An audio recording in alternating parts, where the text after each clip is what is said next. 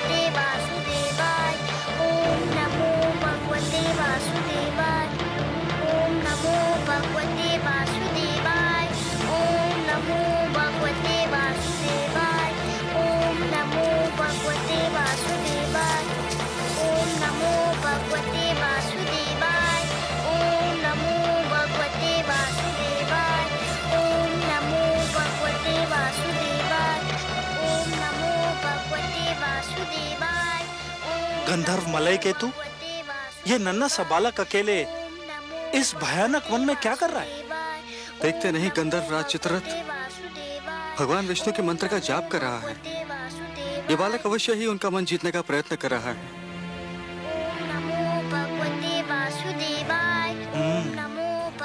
ये तो चिंता का विषय है गंधर्व राज।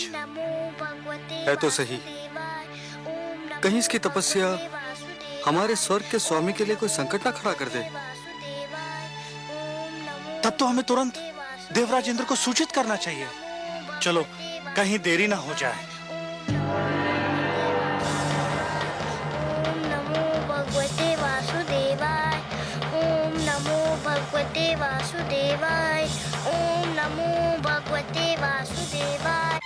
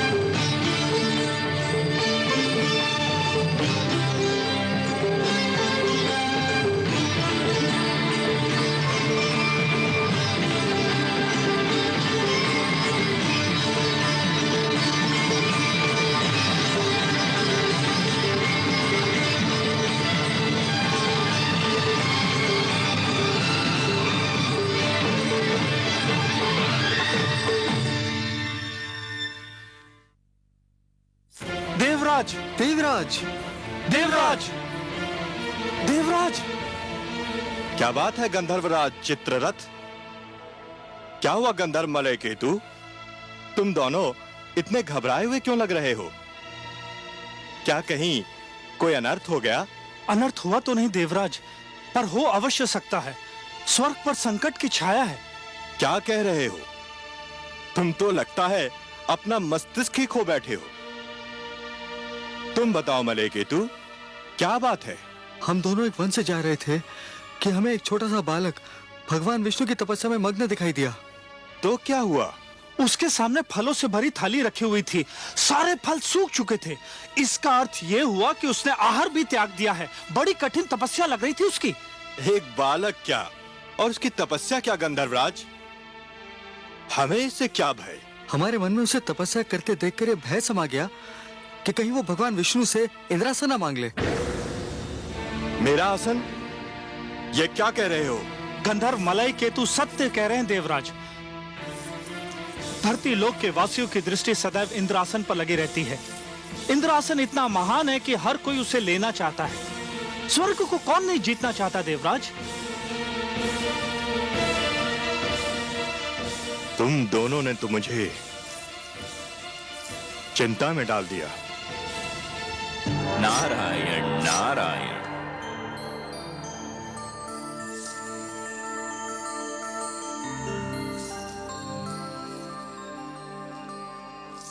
बड़ी शुभ घड़ी में पधारे आप देवर्षि। मैं सोच ही रहा था कि अपनी चिंता का भागीदार किसे बनाऊं कि आप आ गए। मैं आपकी कोई सेवा कर सका तो स्वयं को धन्य समझूंगा। आपको ज्ञात है कि एक बालक वन में भगवान विष्णु के लिए तपस्या कर रहा है? हाँ, मैं जानता हूं। उस बालक का नाम ध्रुव है। क्यों कर रहा है वो तपस्या? बड़ा विचित्र प्रश्न है देवराज। क्या आप किसी को तपस्या करने का भी अधिकार नहीं? परंतु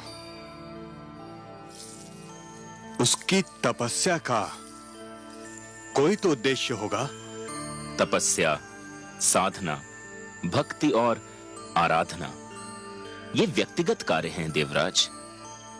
जो जिसकी पूजा करता है वही उसका उद्देश्य समझता है। आराधक और आराध्य के बीच आने का किसी को भी अधिकार नहीं। मुझे इतना भोला न समझिए देवर्षि। धरती के वासी स्वार्थ के बिना ईश्वर की पूजा भी नहीं करते। इस बालक का भी अवश्य ही कोई स्वार्थ है। मानता हूं देवराज, आप सत्य कह रहे हैं, किंतु ध्रुव के विषय में कहना उचित न होगा। क्यों? मानव लोक के वासियों के मन में साधारणतया दो ही प्रलोभन होते हैं। या तो उन्हें सत्ता का लोभ होता है या फिर धन का। ध्रुव महाराज उत्तानपाद का ज्येष्ठ पुत्र है, सो से सत्ता का क्या लोभ होगा? सत्ता तो आज नहीं तो कल उसके हाथों में आनी ही है। और आप तो जानते ही हैं देवराज कि धरती पर जिसके हाथों में सत्ता होती है उसके चरणों में धन का ढेर लग जाता है।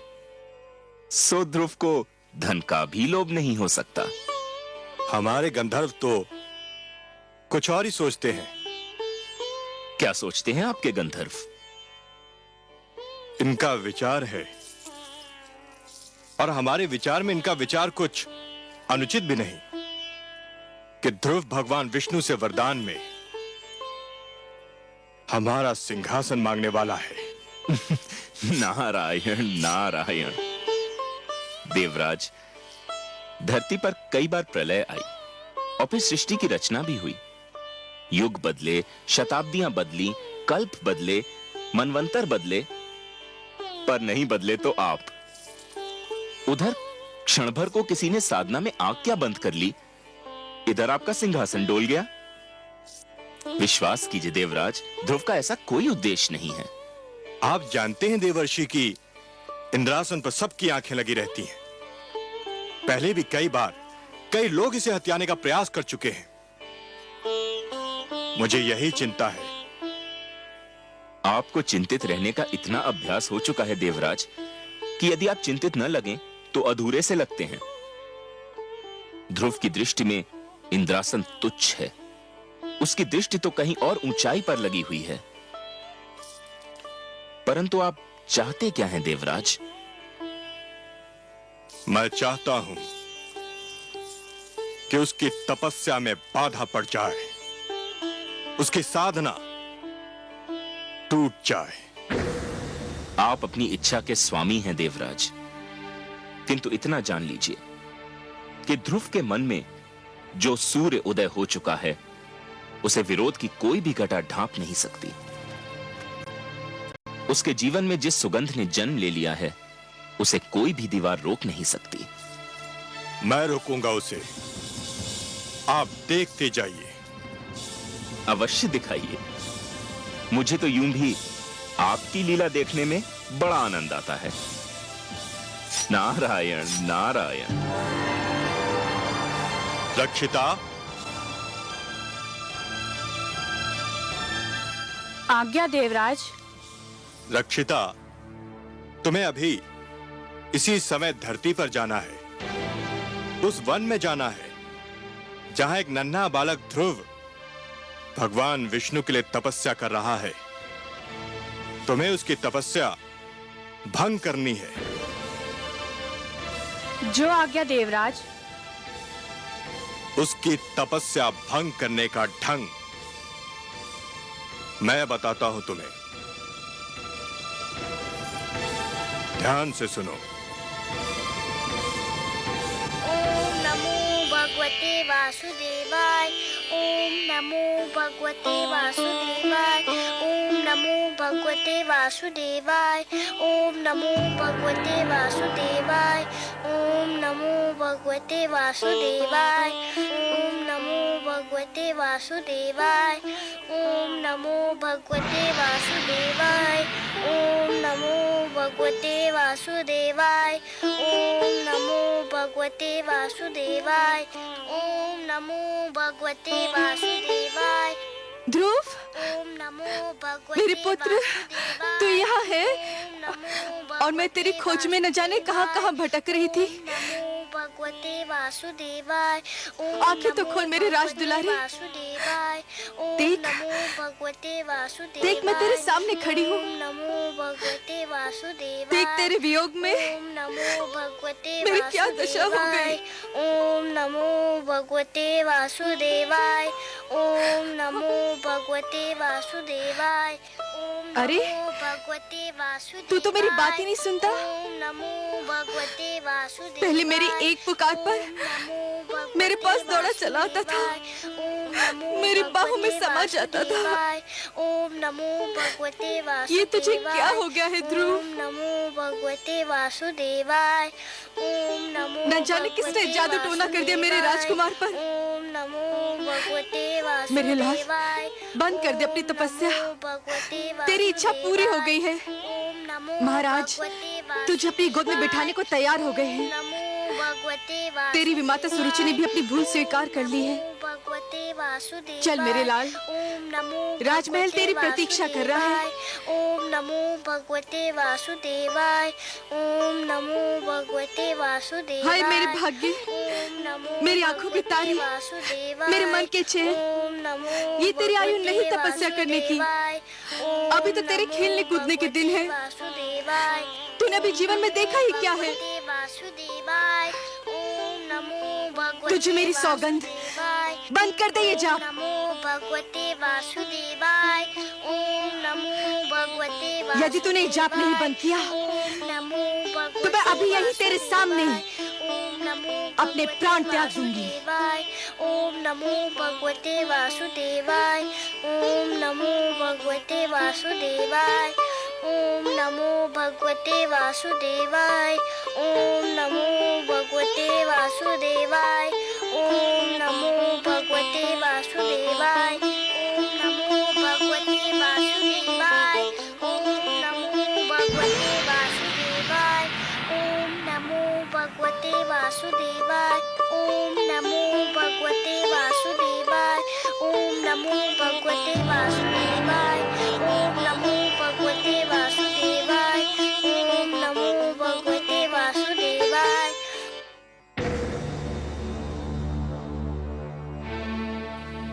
तुमने खाना छोड़ दिया है।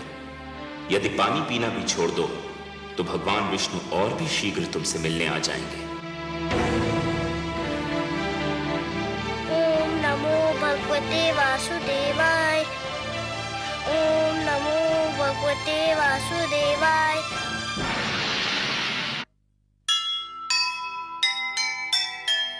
यह कैसा संकल्प है, यह कैसा विश्वास।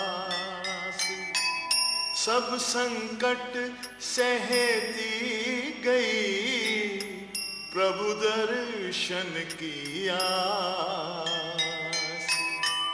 देवलोक में मच गया भीषण हाहाकार।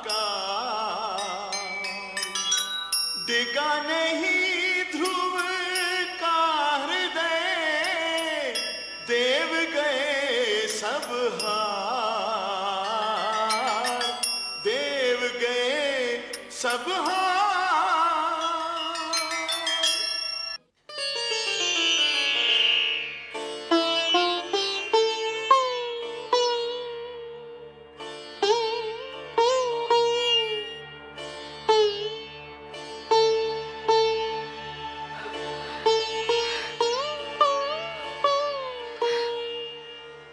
हे करुणा सिंधु, हे प्रभु, न जाने क्यों मेरा मन कांप रहा है। कोई डरावना भय मेरे मन को व्याकुल कर रहा है। कहीं मेरे पुत्र के प्राण संकट में तो नहीं। हे दया सागर, इस दुखियारी माता पर दया करो। मेरे पुत्र की रक्षा करो प्रभु, मेरे पुत्र की रक्षा करो प्रभु, मेरे पुत्र की रक्षा करो।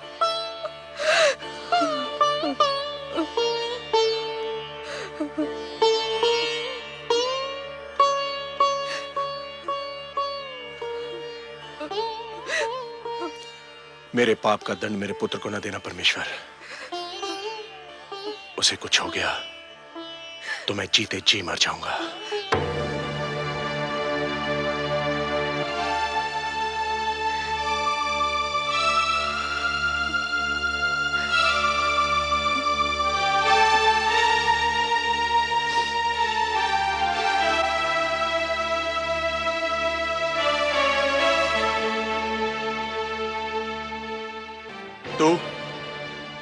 तू क्या करने आई है यहां? इसकी ममता के संसार में आग लगाकर उसके जलने का दृश्य देखने आई है? नहीं महाराज। क्या मिला तुझे हमारा सुख चैन छीनकर? धिक्कार है तुझे। चली जा, चली जा, नहीं तो मैं अपने क्रोध पर नियंत्रण नहीं रख पाऊंगा। जाने दीजिए स्वामी, जाने दीजिए। आप नहीं जानती महारानी सुनीति, यह सब इसी दुष्नारी का किया धरा है। ना ये ध्रुव को हमारी गोद से उतारती और ना हमें ये दुख भरे दिन देखने पड़ते। मैं कहता हूं चली जा, चली जा यहां से, कहीं मेरे हाथों से तेरी हत्या ना हो जाए। ऐसा मत कहिए स्वामी। सुरुचि को दोष देकर हम केवल अपने मन को बहला सकते हैं। ये तो नियति का खेल है। भाग्य में पुत्र वियोग लिखा था, सुमिल कर रहा। इसमें सुरुचि क्या करती? मैं नहीं मानता। भूल हम करते हैं और दोष हम भाग्य को देते हैं। ध्रुव सदैव इसकी आंखों में कांटे की तरह खड़कता रहा। इसी के कारण हमारा पुत्र राजमहल छोड़कर चला गया। मैं जानता हूं इसे। ये बड़ी अभिमानी है, बड़ी निर्दयी है ये। इसकी महत्वाकांक्षाओं का भी कोई अंत नहीं और इसे किसी के दुख का भी कोई ध्यान नहीं। मैं तो कहता हूं कि यदि इसका उत्तम कहीं चला जाता तो इसे पता चलता कि पुत्र वियोग क्या होता है। ये आप क्या कह रहे हैं स्वामी? दुखी होने का अर्थ ये नहीं कि कोई अपना विवेक ही खो दे। भगवान ना करे हमारा उत्तम कहीं चला जाए। वही तो इस राजभवन का कुलदीपक है। हमारा एक पुत्र तो न जाने कहां भटक रहा है। आप चाहते हैं कि हमारा दूसरा पुत्र भी हमसे दूर हो जाए? उत्तम केवल सुरुचि का ही पुत्र तो नहीं, वो मुझे भी माता कहकर पुकारता है। आप नहीं जानते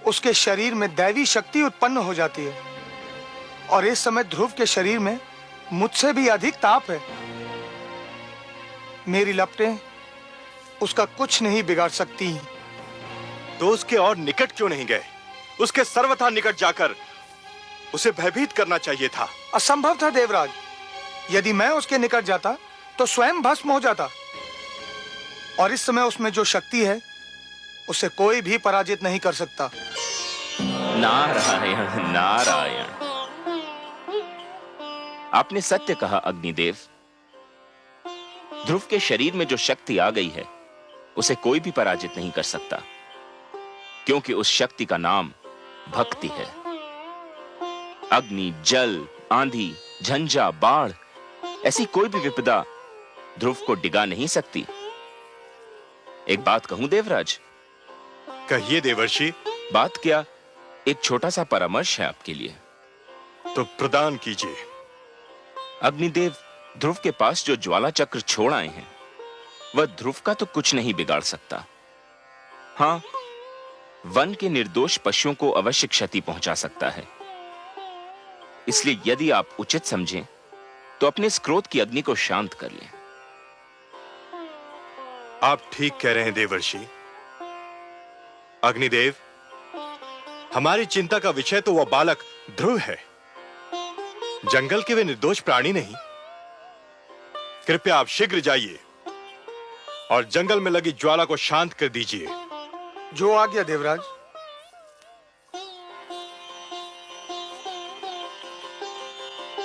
नारायण नारायण।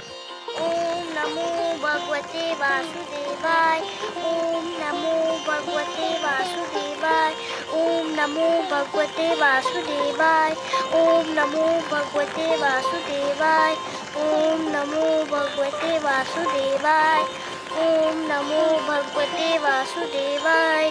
ओम नमो भगवते वासुदेवाय। ओम नमो भगवते वासुदेवाय। ओम नमो भगवते वासुदेवाय। ओम नमो भगवते वासुदेवाय। ओम नमो भगवते वासुदेवाय। ओम नमो भगवते वासुदेवाय। ओम नमो भगवते वासुदेवाय। ओम नमो भगवते वासुदेवाय। ओम नमो भगवते वासुदेवाय। ओम नमो भगवते वासुदेवाय। ओम नमो भगवते। ओम नमो भगवते वासुदेवाय।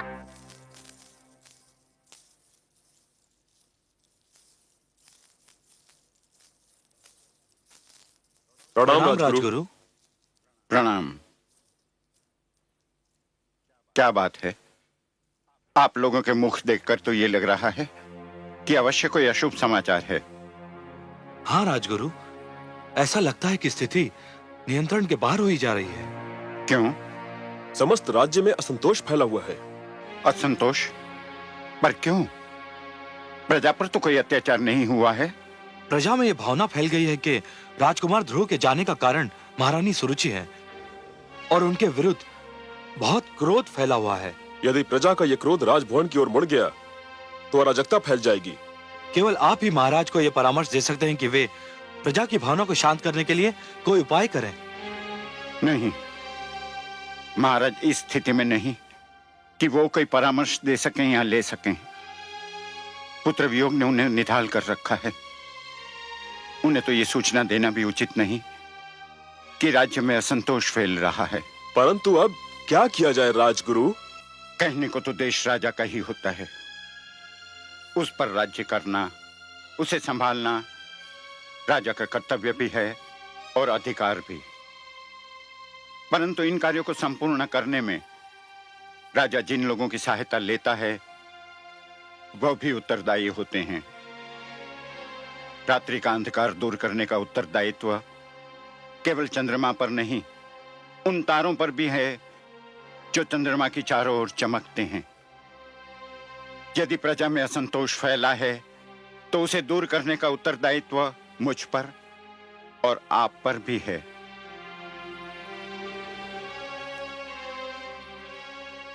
आप प्रजा को समझाइए कि राजकुमार ध्रुव जिस अभियान पर निकले हैं, भगवान से विनती करे कि वो अभियान पूरा हो। ध्रुव का अभियान पूरा हो गया तो सब कुछ अपने आप ठीक हो जाएगा। जाइए और प्रजा को समझाइए कि राजभवन में बिखरे दुख को अपनी भावनाओं से और बढ़ावा न दे और ध्रुव की रक्षा और इच्छा पूर्ति की प्रार्थना करे। जो आज्ञा राजगुरु।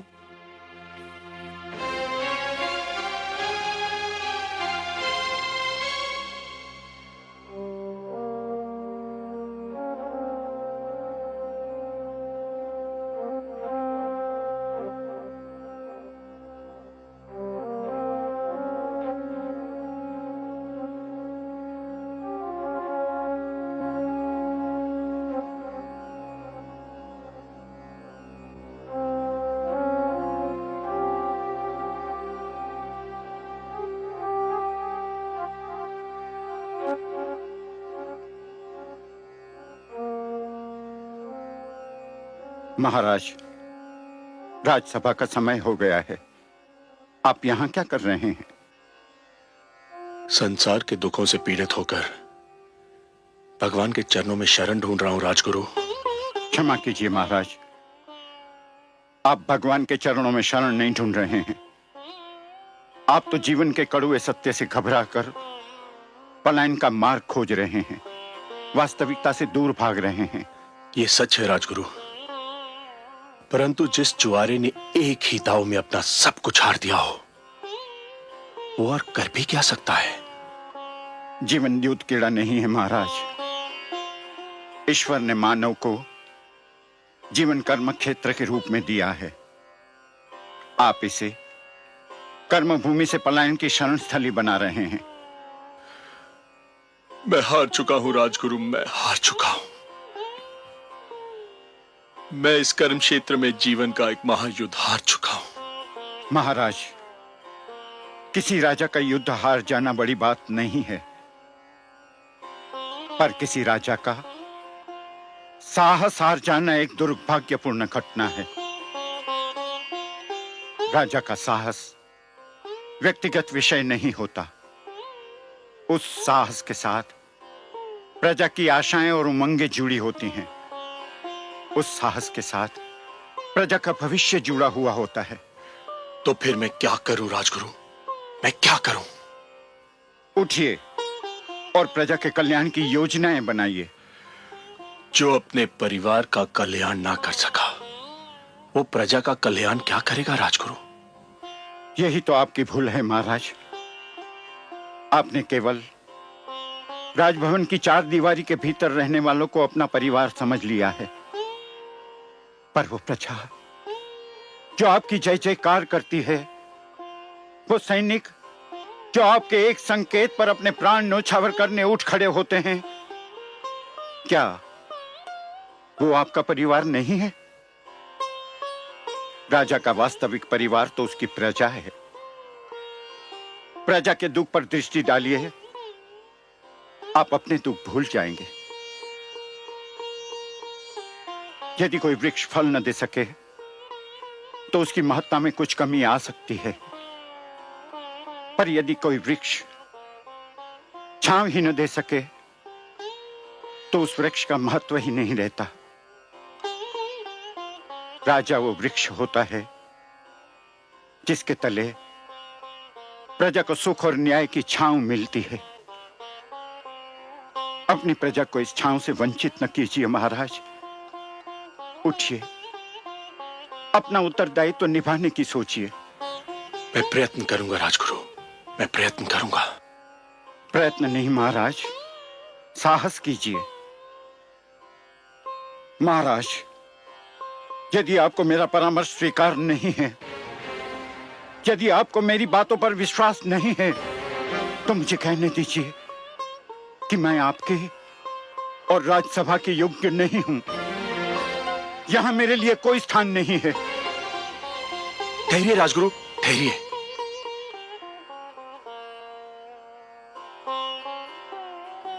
राजगुरु, मैं जीवन में बहुत कुछ खो चुका हूं। यदि आप जैसा महापुरुष और मार्गदर्शक भी मैंने खो दिया तो मैं बिल्कुल कंगाल हो जाऊंगा। आपने मुझे सत्य का मार्ग दिखा दिया है, मैं आपका आभारी हूं।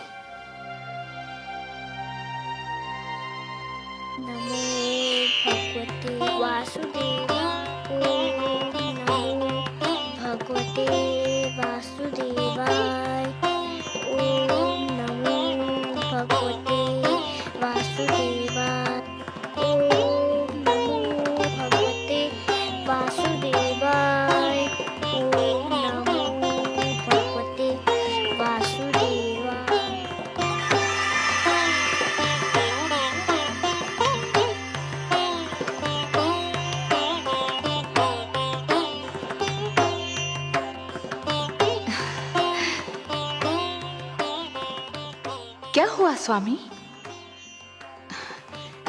हे कमल नयन, जब त्रिलोक में उजाला फैलता है, जब धरती पर वसंत झूमता है, जब कमल खिलते हैं, जब पुष्प अपनी सुगंध फैलाते हैं, मैं समझ जाती हूँ कि आप मुस्काए हैं।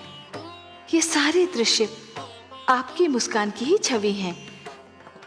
विधाता ने मुस्कान की रचना ही इसलिए की कि वो आपके अधरों की शोभा बढ़ाए।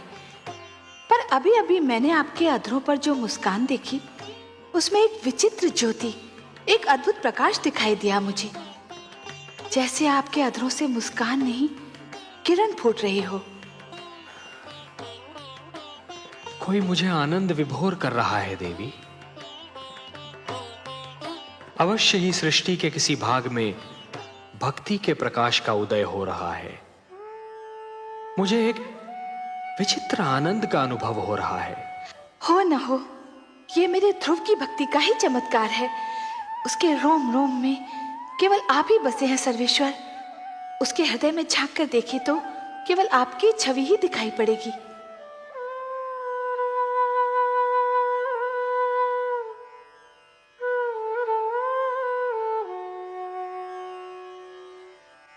ओम नमो भगवते वासुदेवाय। ओम नमो भगवते वासुदेवाय। ओम नमो भगवते वासुदेवाय।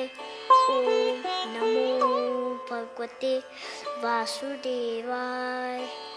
ओम नमो भगवते वासुदेवाय। ओम नमो भगवते वासुदेवाय। ओम नमो भगवते वासुदेवाय।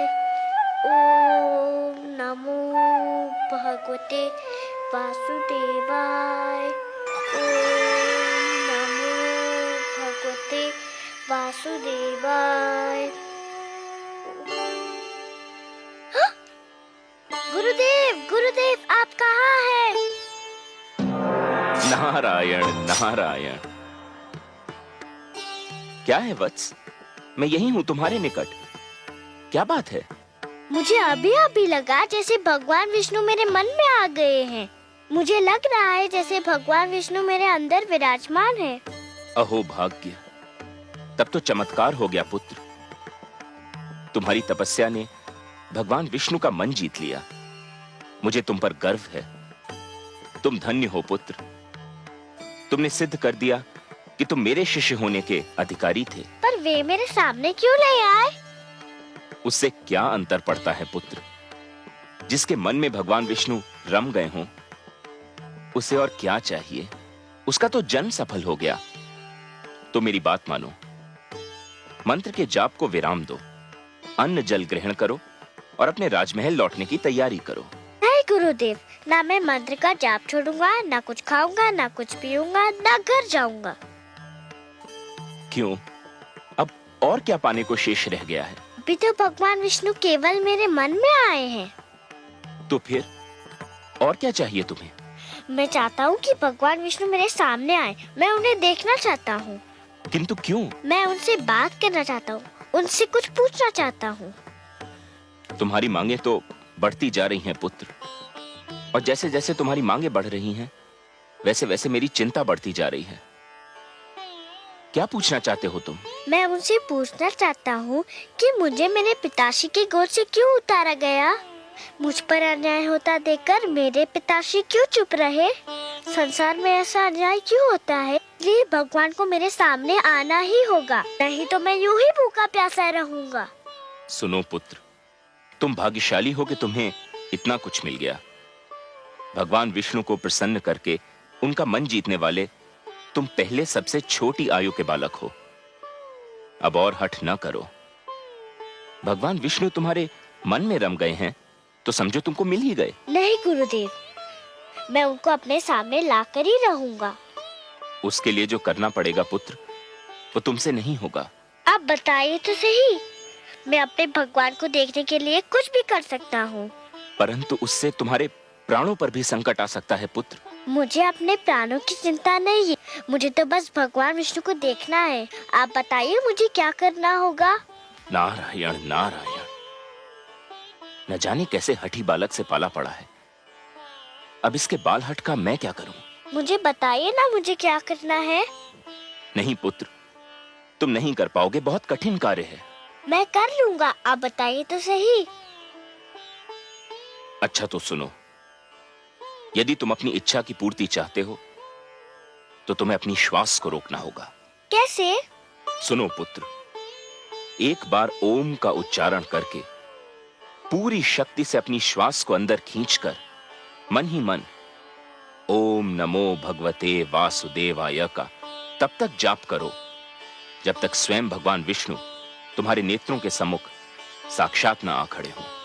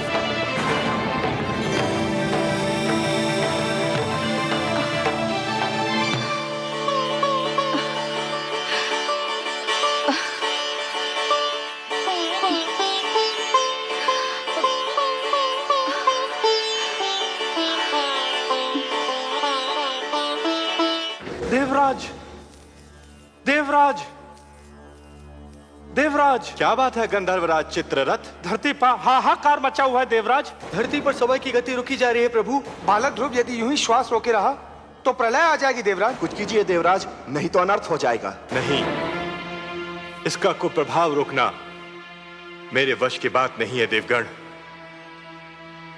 हमें ब्रह्मा जी के पास चलना चाहिए, अब वही इसका कोई उपाय बता सकते हैं।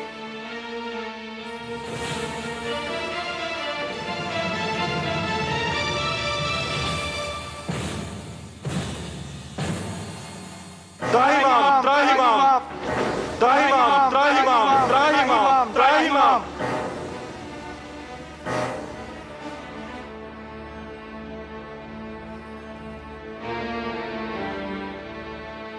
हे ब्रह्मदेव, कोई उपाय कीजिए, नहीं तो बालक ध्रुव के कारण अनर्थ हो जाएगा। उसने श्वास रोककर संसार की सारी गतिविधि ही रोक दी। यह स्थिति थोड़ी देर और रही तो संपूर्ण जगत का सर्वनाश हो जाएगा। जगत की रक्षा कीजिए भाग्य विधाता। मैं क्या कर सकता हूं देवराज? मैं अपनी सीमा लांघकर तो नहीं जा सकता। मैंने जगत की रचना कर दी, यही मेरी सीमा थी। जगत की रक्षा तो केवल वही विश्वाधार, पद्मनाभ, लक्ष्मीपति, करुणा सागर भगवान विष्णु ही कर सकते हैं। और फिर ध्रुव मेरा नाम तो नहीं जप रहा है कि मैं उसे शांत कर दूं। वो तो भगवान विष्णु के मंत्र का जाप कर रहा है। इस समस्या का संबंध उन्हीं से है। और समाधान भी केवल वही कर सकते हैं। हमें मिलकर उनकी सेवा में चलना होगा। संसार को इस संकट से वही उबार सकते हैं।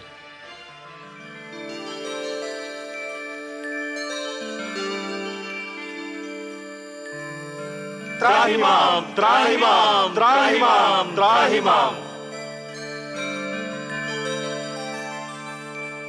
प्रणाम हे नारायण, हे लक्ष्मीपति, हे गोविंद, हे सर्वेश्वर, आपको कोटि कोटि प्रणाम। प्रणाम। हे त्रैलोकीनाथ, सृष्टि की रक्षा कीजिए, नहीं तो आपकी सृष्टि को प्रलय आने से पहले ही एक महाप्रलय नष्ट कर देगी। ध्रुव ने जब से श्वास रोककर द्वादशाक्षर मंत्र का जाप आरंभ किया है, सारे संसार में वायु की गति रुक गई है, प्राणियों के दम घुट रहे हैं। प्रभु, ध्रुव को रोकना मेरे वश में नहीं है भगवान। यह कार्य केवल आप ही कर सकते हैं। आप सृष्टि के रक्षक हैं, उसके पालनहार हैं। हम सब विनती करते हैं, आप ही ध्रुव की समस्या का कोई उपाय कीजिए प्रभु। समस्या बहुत गंभीर हो गई है। अब बात केवल एक बालक तक सीमित नहीं रही ब्रह्मा जी, सारी सृष्टि के समक्ष एक संकट खड़ा हो गया है। अब तो हमें जाना ही होगा अपनी सृष्टि की रक्षा के लिए, और फिर किसी और की भांति हमें भी तो ध्रुव के प्राणों की चिंता है।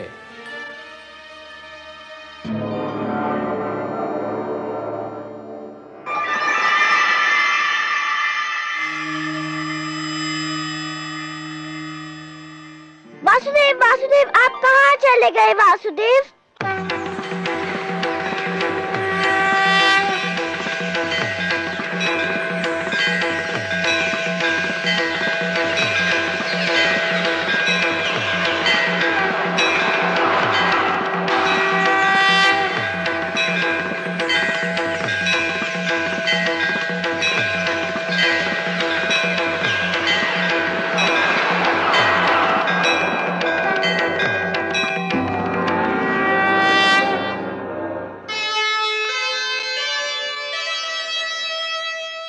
नन्हा सा ध्रुव हो गया, ऐसा भक्त महान,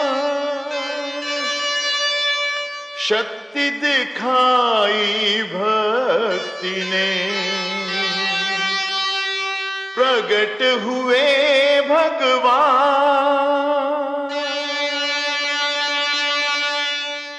वासुदेव, मैं कहीं नहीं गया वत्स ध्रुव। तुम मुझे अपने सम्मुख देखना चाहते थे ना, तो लो देखो, मैं तुम्हारे नेत्रों के सामने उपस्थित हूं। तुम विजयी हुए पुत्र, तुमने मुझे जीत लिया। तुम्हारे जैसा तपस्वी न कभी हुआ है और न कभी होगा। तुमने सिद्ध कर दिया कि जीव ब्रह्म का ही एक अंश है और अपनी साधना से ब्रह्म को भी धरती पर ला सकता है।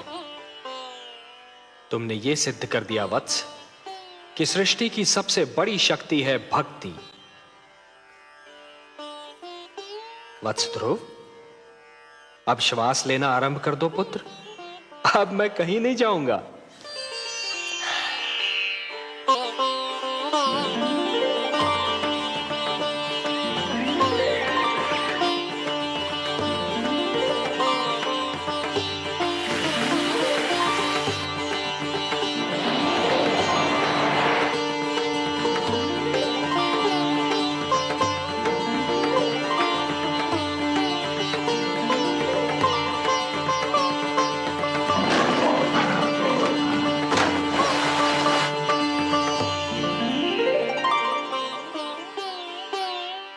तुम मुझसे मिलना चाहते थे, मैंने तुम्हारी इच्छा पूर्ण कर दी। अब अपने माता पिता के पास लौट जाओ। नहीं भगवान नहीं, अभी मैं नहीं जाऊंगा। क्यों वत्स? भी तो मुझे आपसे बहुत सी बातें करनी है, बहुत से प्रश्न पूछने हैं। प्रश्न? मुझसे? भला ऐसे कौन से प्रश्न हैं तुम्हारे मन में? मुझे बताइए प्रभु कि मेरी छोटी माता मुझे अपना पुत्र क्यों नहीं मानती? उन्होंने मेरी माताश्री को दासी क्यों कहा? उन्होंने मुझे मेरे पिताश्री की गोद से क्यों उतारा? मेरे पिताश्री ने छोटी माता को रोका क्यों नहीं? बताइए भगवान।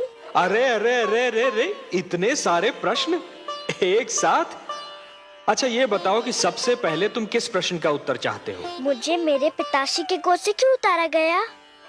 अच्छा, तो इस प्रश्न ने तुम्हें सबसे अधिक व्याकुल किया है? हाँ भगवान। मेरे निकट आओ।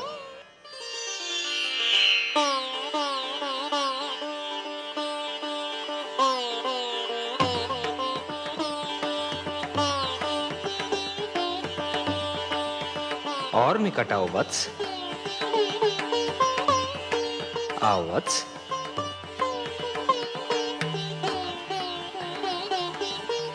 मेरी गोद में बैठ जाओ।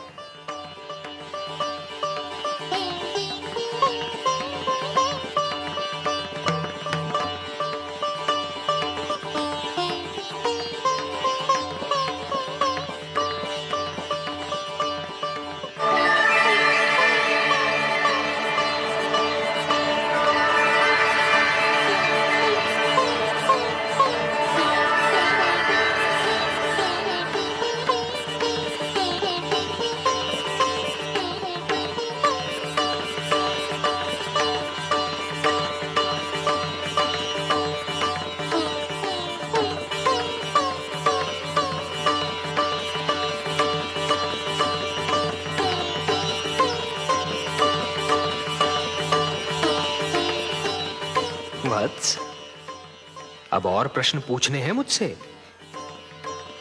कुछ नहीं पूछना प्रभु, अब कुछ नहीं पूछना। अब तो मुझे हर प्रश्न का उत्तर मिल गया है। मेरे चारों ओर ज्ञान का प्रकाश फैला हुआ है। मैं वहाँ हूँ जहाँ केवल मैं हूँ और आप है। अच्छा वासुदेव। ओम पूर्णमदः पूर्णमिदं पूर्णमुदच्यते पूर्णस्य पूर्णमादाय पूर्णमेवावशिष्यते। अब ना कोई कामना है ना कोई इच्छा। आपकी गोद में आकर लगता है इसके सिवा हर वस्तु तुच्छ है। अब मुझे कुछ भी नहीं चाहिए। मुझे मेरा ठिकाना मिल गया, मेरा घर मिल गया।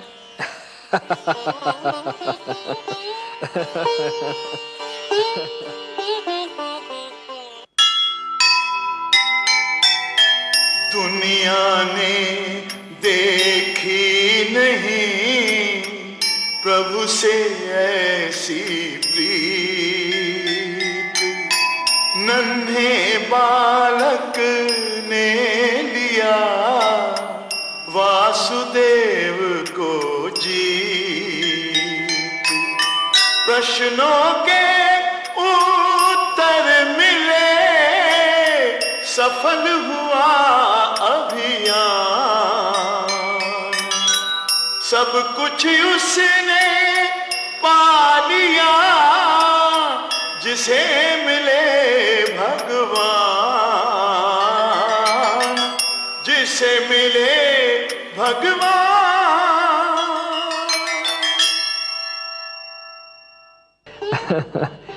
नहीं वत्स, मेरी गोद तुम्हारा ठिकाना नहीं, तुम्हारा घर नहीं। तुम्हारा घर तो वो कर्म भूमि है जिसका नाम है जीवन, संसार। भक्ति से तुमने मेरा मन जीत लिया, अब कर्म के माध्यम से तुम्हें परिवार का मन जीतना है। अपने परिवार की सेवा करके एक पुत्र धर्म को निभाना है। अपनी प्रजा को न्याय पर आधारित शासन देना है तुम्हें, कि फिर किसी बालक को अपने पिता की गोद से उतारा न जाए, मेरी खोज में यूं भटकना न पड़े।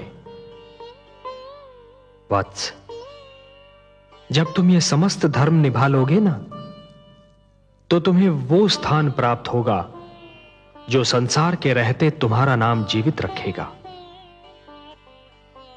मैं तुम्हें वरदान देता हूं वत्स कि मानव धर्म का निष्ठापूर्वक पालन करने के उपरांत तुम्हें नक्षत्र लोक में वो स्थान प्राप्त होगा जो तुम्हारे ही नाम से जाना जाएगा। इस धरती के वासी उसे ध्रुव लोक कहकर पुकारेंगे, जहां तुम सदा जगमगाते रहोगे। यही तुम्हारे कर्म का फल होगा वत्स। वासुदेव, मुझे बताइए कि कर्म क्या है? कर्म पूजा है वत्स, कर्म यज्ञ है, कर्म जीवन है, जीवन का आदर्श है। और जीवन क्या है देव? जीवन एक सौभाग्य है पुत्र, एक वरदान है, मेरा दिया हुआ प्रसाद है, एक अवसर है, संसार की सेवा करने का अवसर, परिवार की सेवा करने का अवसर। परिवार क्या है? प्रभु, मुझे इसका ज्ञान दीजिए।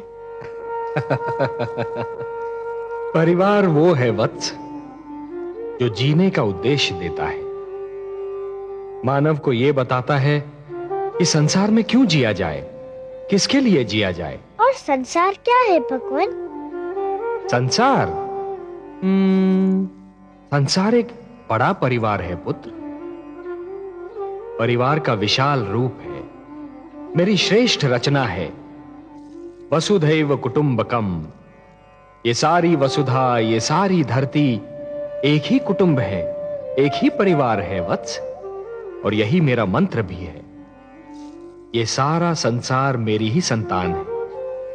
संसार की सेवा करना अर्थात मेरी सेवा करना, संसार के भले के लिए जीना, ये एक सर्वोत्तम आदर्श है वत्स। ध्रुव, परंतु संसार के भले के लिए मर जाना, ये वो महान कार्य है जो प्राणी को मरकर भी अमर बना देता है।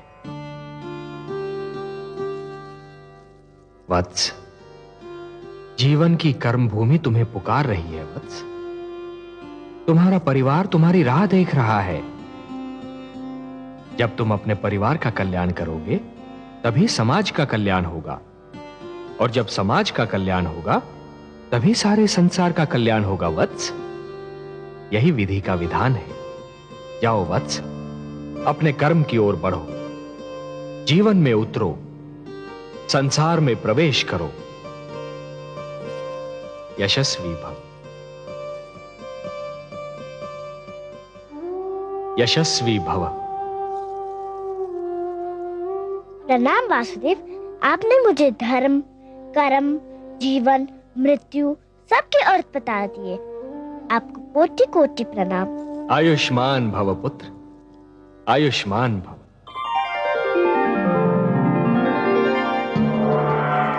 इन्हें तो तुम पहचानते ही हो पुत्र, इनसे तुम कई बार मिल चुके हो। ये विष्णु प्रिया हैं, तुम्हारी माता लक्ष्मी। क्या ये माता? हम आपसे नहीं बोलते। क्यों पुत्र? आप चाहती तो मुझे बहुत पहले भगवान विष्णु की गोद में बिठा देती तो आपका क्या बिगड़ जाता? मेरा कुछ नहीं बिगड़ता पुत्र, पर मैं माता हूँ और तुम मेरे पुत्र। हर माता यही चाहती है कि उसका पुत्र महान बने। यदि मैं तुम्हें भगवान विष्णु की गोद में बिठा देती तो तुम वो ना बन पाते जो आज हो। अब तुम एक महान भक्त बन चुके हो। मैं तुम्हारी सहायता करती तो मैं महान कहलाती, तुम्हारी महानता छिपकर रह जाती। मेरे स्वामी का तो यही संकल्प है कि हर मानव का कल्याण हो। मैं भी उन्हीं का संकल्प पूरा कर रही थी। आप महान है माता। मैं समझ गया कि आपने क्या किया और क्यों किया। मैं आपके चरणों में शीश नवाता हूँ। मैं आपका उपकार कभी नहीं भूलूंगा। प्रणाम। नारायण नारायण।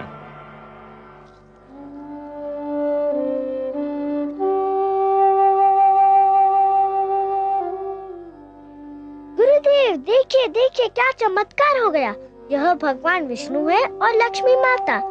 ये सब मुझसे मिलने आए हैं। ये सब आप ही के कारण हुआ, आप ही की कृपा से हुआ। आप महान है गुरुदेव। नहीं पुत्र, तुम महान हो। तुमने अपनी भक्ति से ब्रह्मा का लेख बदल दिया। नहीं गुरुदेव, आपसा मार्गदर्शक मुझे न मिलता तो ये सब कैसे होता? ध्रुव ठीक कह रहा है देवर्षि। गुरु तो भगवान से भी बड़ा होता है। गुरुर ब्रह्मा गुरुर विष्णु गुरुर्देवो महेश्वरः गुरु साक्षात परब्रह्म तस्मै श्री गुरवे नमः। यशस्वी भव पुत्र। प्रभु, यदि आपकी और माता की अनुमति हो तो मैं वत्स ध्रुव को महाराज उत्तानपाद की राजधानी पहुंचा दूं। नहीं देवर्षि, आप अकेले नहीं जाएंगे। ध्रुव को विदा करने हम सब साथ मिलकर जाएंगे।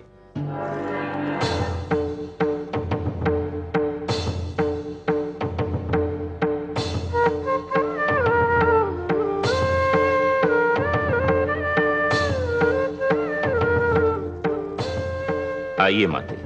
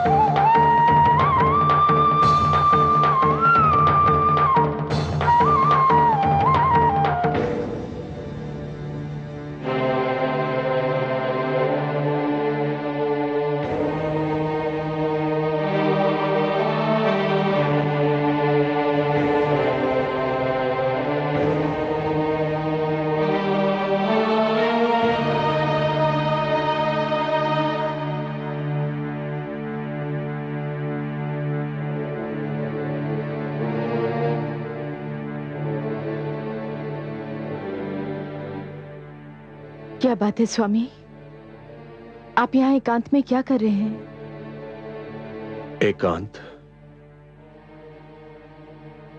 एकांत के सिवा मेरे जीवन में राही क्या है? महारानी सुनीति, लोग तो कहते हैं कि एकांत में मन को शांति मिलती है, पर यह एकांत बड़ा निष्ठुर है। मेरा एकांत अपने साथ पुत्र ध्रुव की मधुर स्मृतियों की भीड़ लाता है। इस एकांत का मौन बड़ा ही निर्दयी है। ये चिल्ला चिल्ला कर मुझसे प्रश्न पूछता है जिनके उत्तर मेरे पास नहीं। ये पूछता है कि पुत्र ध्रुव क्यों चला गया, कहां चला गया।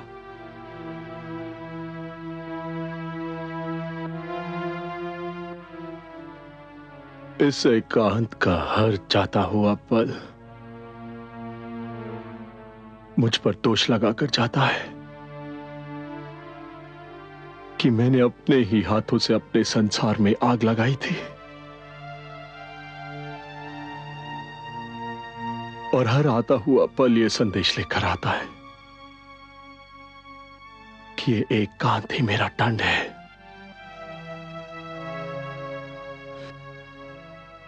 पुत्र ध्रुव के बिना मेरा जीवन अभिशाप बन गया है,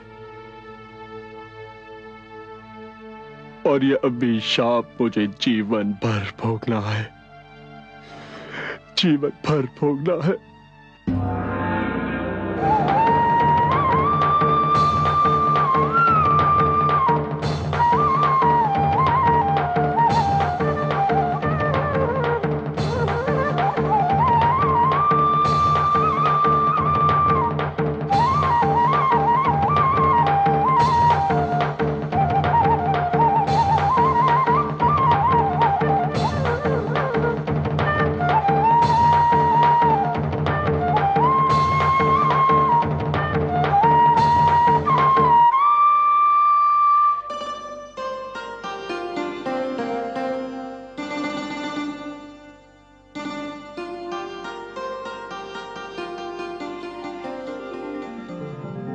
आयुष्मान भव पुत्र।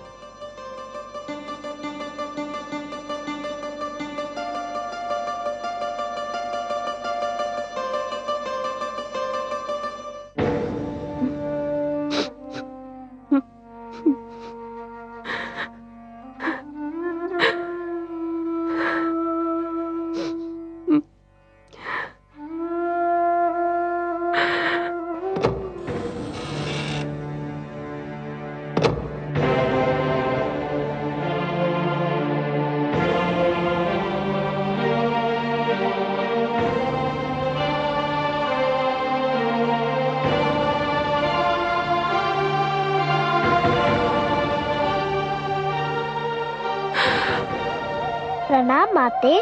ध्रुव तुम? हाँ, मैं आपको धन्यवाद देने आया हूँ। धन्यवाद? मुझे?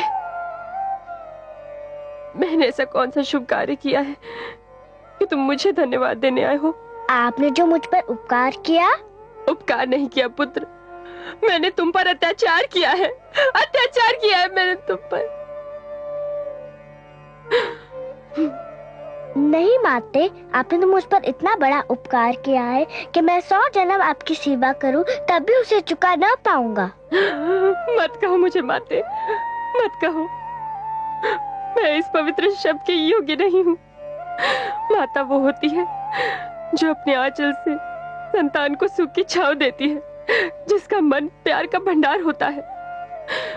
मैंने तो तुमसे केवल घृणा की है, तुम्हें केवल दुख दिया है। मैं घृणा की पात्र हूँ, घृणा की पात्र हूँ। महारानी सुनीति से मुझे ईर्ष्या थी, उसका बदला मैंने तुमसे लिया पुत्र। मैंने ही तुम्हें महाराज की गोद से उतारा, मैंने ही तुम्हें वन में भटकने पर विवश कर दिया, मैंने ही एक नन्हे से बालक को यातना झेलने पर विवश कर दिया। मैं माता नहीं, कुमाता हूँ, कुमाता हूँ। पुत्र कुपुत्र हो सकता है, पर माता कुमाता हो ही नहीं सकती। वो तो देवी के समान होती है, पवित्र और पूजा के योग्य। आप भी मेरे लिए पूजा के योग्य है। भूल गए आप? आपने तो मुझे भगवान विष्णु का नाम बताया था। आपने तो कहा था कि मैं भगवान विष्णु को पाने के लिए तपस्या करूं। सच पूछे तो आप ही के कारण मुझे भगवान विष्णु के दर्शन हुए। हे भगवान, जिस बालक के प्रति मैंने इतने अन्याय किए, वही आज मुझे अपनी महानता का कारण समझ रहा है। तुम महान हो पुत्र, तुम महान हो। क्या कर रही है माते? मुझे अपने चरण छू लेने दो पुत्र, कदाचित मेरे पापों का बोझ कुछ कम हो जाए। जिस दिन माता को पुत्र के चरण छूने पड़े, उसी दिन का नाम महाप्रलय होगा। मुझे अपने गले लगा लीजिए माते, मैं धन्य हो जाऊंगा। पुत्र, मेरा पुत्र ध्रुव,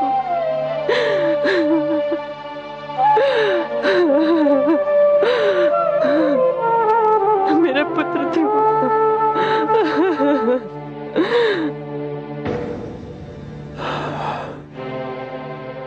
ये सब भाग्य का खेल है स्वामी। नहीं, ये कहकर मैं स्वयं को धोखा नहीं दे सकता।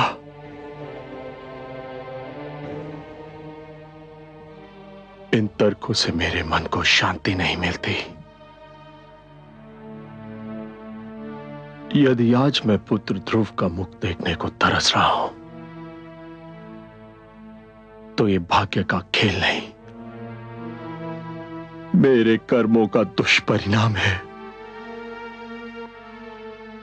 जो कुछ भी हुआ, मेरे ही तो कारण हुआ।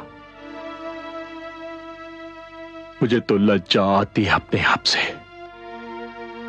अपने इस जीवन से। ऐसा मत कहिए स्वामी, ऐसा मत कहिए। माना आज हमारा जीवन अंधियारी रात्रि है, किंतु रात्रि कोई भी हो, किसी न किसी ढंग से अवश्य ढल जाती है। कब ढलेगी ये रात्रि? कब होगी भोर? क्या सवेरा तब होगा जब नेत्रों की ज्योति मर चुकी होगी, जब प्राणों के दीपक बुझ चुके होंगे। ऐसा नहीं होगा महाराज, दुख के दिन बीत चुके हैं। तुम क्यों आई हो? तुम्हें देखते ही मुझे सब अशुभ घटनाएं याद आ जाती हैं। ये सत्य है महाराज, मैंने आज तक जो भी किया अशुभ ही किया। मैंने कभी आपको कोई शुभ समाचार नहीं दिया, किंतु आज मैं आपको शुभ समाचार सुनाने आई हूँ महाराज। तुम और शुभ समाचार?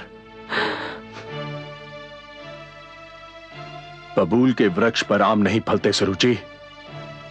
महाराज, भगवान विष्णु चाहे तो क्या नहीं हो सकता।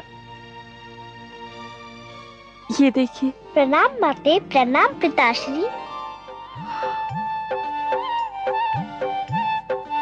ध्रुव, मेरे लाल।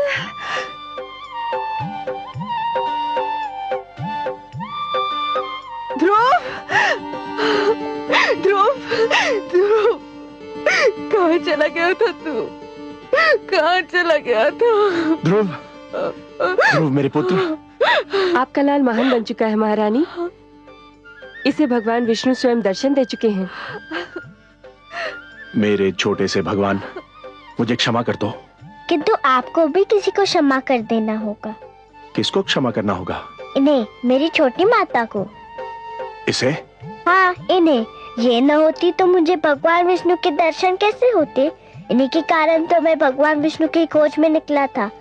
आओ माते।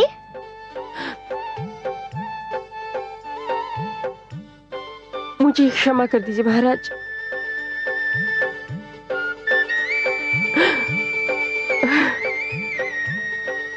क्या कर रही हो?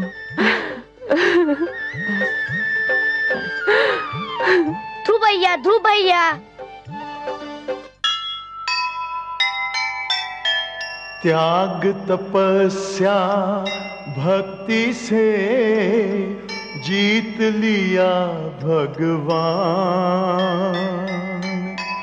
धन्य हुआ संसार सब पाकर भक्त महान। ऐसा था निश्चय अटल, ऐसा था विश्वास। ध्रुव ऐसा तारा बना, चमक उठा आकाश, चमक उठा